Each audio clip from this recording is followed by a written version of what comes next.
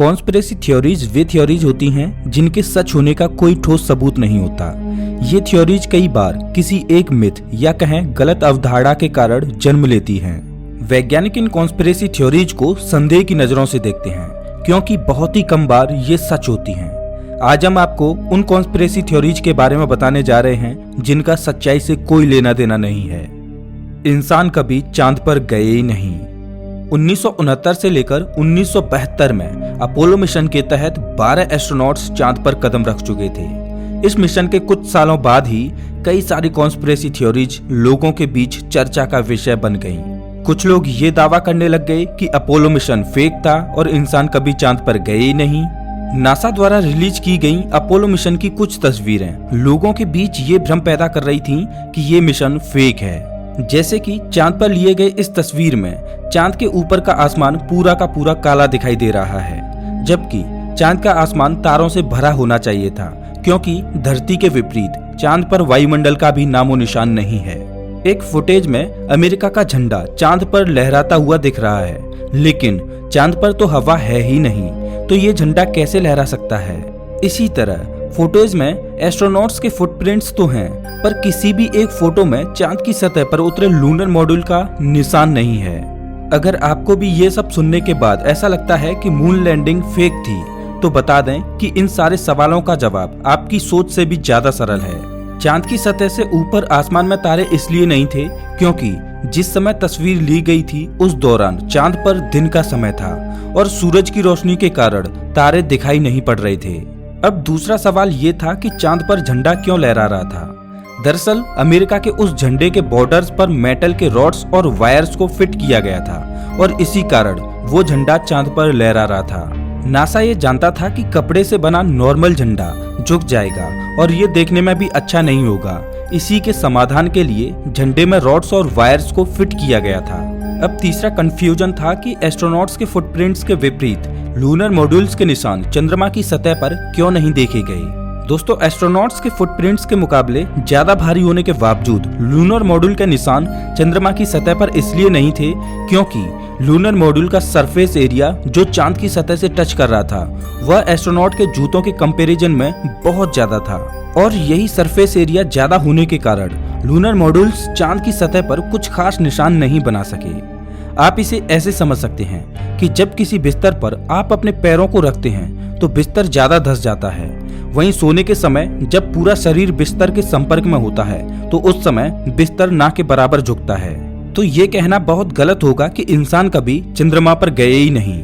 NASA द्वारा अमेरिकी सरकार से लिए गए इतने सारे फंड्स, रॉकेट और सैटेलाइट यकीनन झूठ तो नहीं हो सकते।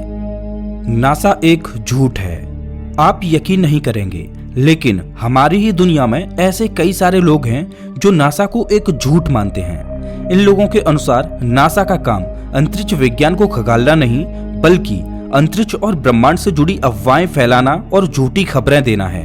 हम जानते हैं कि आपको ये बात बेहद अजीब लग रही होगी, लेकिन आज भी कई लोग इस अजीबोगरीब कॉन्स्पिरेसी को सच मान बैठे हैं। जो लोग इस कॉन्स्पिरेसी पर विश्वास करते हैं वे अक्सर सोशल मीडिया प्लेटफॉर्म्स पर #NASA होक्स लिखकर इस कॉन्स्पिरेसी को सपोर्ट करते हैं। यहाँ तक कि इन लोगों के अनुसार मार्स, सैटर्न, प्लूटो और बाकी अन्य ग्रहों की तस्वीरें जो नासा शेयर करता है वो सब कंप्यूटर द्वारा जनरेट की गई आर्टिफिशियल इमेजेस हैं। नासा की शुरुआत 1958 में स्पेस रिसर्च और कुछ अन्य चीजों के लिए की गई थी जो कि national aeronautics and space act of 1958 में मेंशन किया गया है, जिसके बाद से सोवियत यूनियन के साथ कोल्ड वॉर शुरू हुआ था। तब से लेकर अब तक नासा ने सैकड़ों सैटेलाइट्स को धरती की कक्षा में स्थापित किया। Hubble space telescope, Voyager, pioneer और तरह तरह के मिशनों से अंतरिक्ष को लेकर हमारी समझ को भी बढ़ाया है। साथ ही इंटरनेशनल स्पेस स्टेशन में नासा ने एस्ट्रोनॉट्स को भी भेजा है जहां पर रिसर्च का कार्य किया जाता है। अब अगर जिन लोगों को इस पर भी विश्वास नहीं तो वे अपनी आंखों के सामने रॉकेट लॉन्च, स्पेस स्टेशन और सैटेलाइट्स को देख सकते हैं। निबुरु नाम का प्लैनेट धरती को तबाह कर देगा। कुछ कॉन्स्पिरेसी थ्योरिस्ट के अनुसार हमारे सौरमंडल में निबुरु नाम का एक बेहद ही खतरनाक प्लैनेट है। इस प्लैनेट का जिक्र सबसे पहली बार सन 1976 में आई किताब द 12th प्लैनेट में किया गया था। इस बुक में जीचेरिया सिचिन ने पुराने सुमेरियन सभ्यता के कुछ लेखों को ट्रांसलेट कर ये दावा किया था कि इस किताब में लिखे टेक्स्ट इस बात का सबूत हैं कि नेपच्यून के बाद निबिरू नाम का एक ग्रह है जो हर 3600 सालों में एक बार सूर्य का चक्कर काटता है। कई सालों बाद खुद को फिजिसिस्ट कहने वाली नैन्सी लीडर ने दावा किया कि उन्होंने परग्रही जीवों यानी कि एलियंस के साथ संपर्क किया है और उन एलियंस के अनुसार निबिरू 2003 में धरती से टकरा जाएगा जिससे धरती का विनाश हो जाएगा।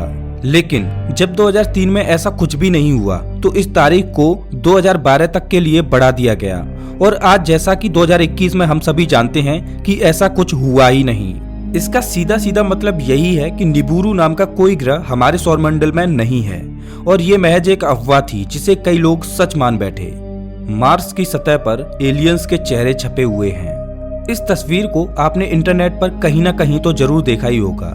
इसे दिखाकर लोग ये दावा करते हैं कि मार्स की सतह पर ये सब एलियंस के चेहरे हैं जो उनके मरने के कई सालों बाद तक भी सही स्थिति में हैं। लेकिन क्या सच में ये एलियंस के ही चेहरे हैं?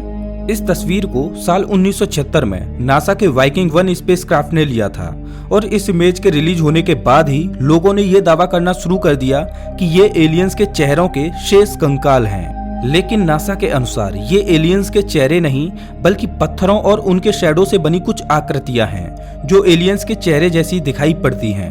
इस तस्वीर के लिए लगभग 20 सालों बाद मार्स रिकॉनेसेंस ऑर्बिटर और द मार्स ग्लोबल सर्वेयर से लिए गए बेटर रिजोल्यूशन पिक्चर्स ने यह साफ कर दिया कि ये एलियंस के चेहरे नहीं बल्कि मंगल की मिट्टी, पत्थरों और पत्थरों की शैडो से बनी आकृतियां हैं। सैटर्न की निचली सतह पर बना हेक्सागन एक एलियन टेक्नोलॉजी है।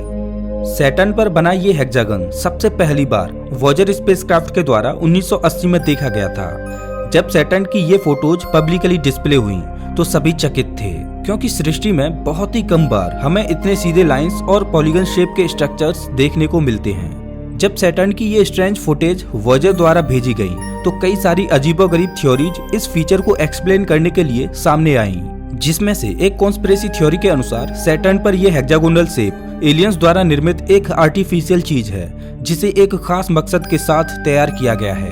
कुछ के अनुसार ये नरक का दरवाजा है, लेकिन असल में ऐसा कुछ नहीं है। सैटर्न पर बना ये हेक्सागोनल शेप आर्टिफिशियल नहीं बल्कि एक बेहद अजीब सा दिखने वाला हैरिकेन या कहें तूफान है जो कई सौ साल पहले से ही सैटर्न पर है।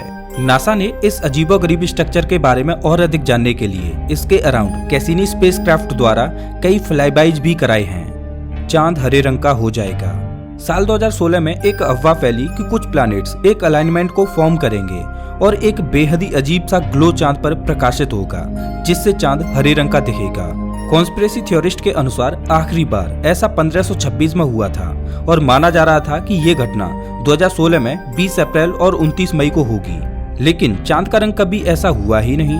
हालांकि ये संभव है कि लूनर एक्लिप्स के समय चांद हल्के लाल रंग का दिखाई दे क्योंकि इस दौरान धरती के सूर्यास्त के समय की छाया चांद पर पड़ती है जिससे एक लाल शैडो चांद पर पड़ती है और चांद हल्के लाल रंग का दिखाई देता है। लेकिन चांद कभी भी हरे रंग के साथ नहीं चमक सकता और कुछ हुआ भी ऐसा ही। एलियन स्पेसक्राफ्ट के कारण साइबेरिया में एक जोरदार धमाका हुआ था। ये बात है साल 2004 की। साइबेरिया में खोजबीन कर रहे रसिया के रिसर्चर ने दावा किया कि उन्होंने एक एक्स्ट्रा टेरेस्ट्रियल डिवाइस को खोज निकाला है उस जगह के नजदीक जहां पर रहस्यमय तुंगसुका धमाका हुआ था। वैज्ञानिक आज भी पूरे तरीके से नहीं जानते कि उस रहस्यमय तुंगसुका धमाके में क्या हुआ था, लेकिन उनके अनुसार सन 1908 में उसी जगह पर एक एस्ट्रॉइड या मीटियोरॉइड ने भारी तबाही मचाई थी। इस तुंगसुका इंसिडेंट ने करीब 100 स्क्वायर मील की दूरी तक के जंगलों को तबाह कर दिया था। इस घटना के कई दशकों बाद भी मीटियोरॉइड द्वारा मचाई गई ये भयंकर तबाही साफ साफ देखी जा सकती थी। 2004 के समय न्यूज रिपोर्टर्स ने दावा किया कि उस जगह पर एलियंस के सबूत मिले हैं, लेकिन असल में ऐसा कुछ नहीं था। बाद में पता चला कि रसिया से आए रिसर्चर्स का मकसद ही था वहां पर किसी न किसी तरह से एलियंस जैसी चीजों के मिलने की बात कहना, और न्यूज रिपोर्टर्स ने भी इस अफवाह को फैलाने में बढ़ चढ़कर अपना योगदान दिया। एक ऐसा एलियन अंतरिक्षयान जो सूर्य से ईंधन ले रहा है। नासा के पास ऐसे कई सारे स्पेसक्राफ्ट्स हैं जो अंतरिक्ष के मौसमों पर अपनी नजर बनाए रखते हैं, खासकर सौर तूफानों के समय। 2012 में टेलीस्कोप के द्वारा ली गई इस इमेज में एक अजीब सा शैडो दिख रहा है जब ये तस्वीर दुनिया के सामने आई तो लोगों ने ये कहना शुरू कर दिया कि इस इमेज में दिख रहा ये शैडो एक एलियंस द्वारा निर्मित यान है जो सूर्य से अपने ईंधन की प्राप्ति कर रहा है। हालांकि बाद में नासा के वैज्ञानिकों ने बताया कि ये शैडो सूरज का ही एक फीचर है जिसे प्रोमिनेंस कहा जाता है, जिसमें सूर्य के वातावरण के मुकाबले ज्यादा घने और ठंडे प्लाज्मा होते हैं। वैज्ञानिक आज भी सूरज के इस अजीबोगरीब फीचर को जानने और समझने का प्रयास कर रहे हैं, लेकिन जाहिर तौर पर इस प्रोमिनेंस का एलियन से कोई लेना देना नहीं है। एक ऐसा तारा मौजूद है जो धरती की ओर कॉमेट्स की बौछार करता है।